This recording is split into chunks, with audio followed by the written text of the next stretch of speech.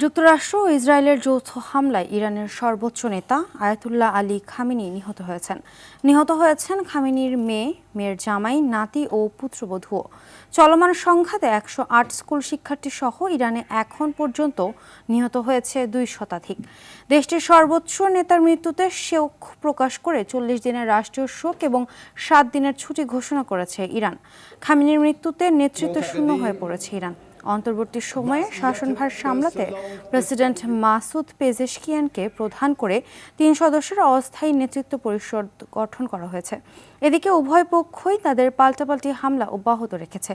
ইরানের বিপ্লবী গার্ড বাহিনীর IRGCর বেশ কয়েকটি কমান্ড সেন্টার এবং গুরুত্বপূর্ণ নেতাদের আবাসস্থল লক্ষ্য করে এই হামলা চালায় ইসরায়েল ও যুক্তরাষ্ট্র।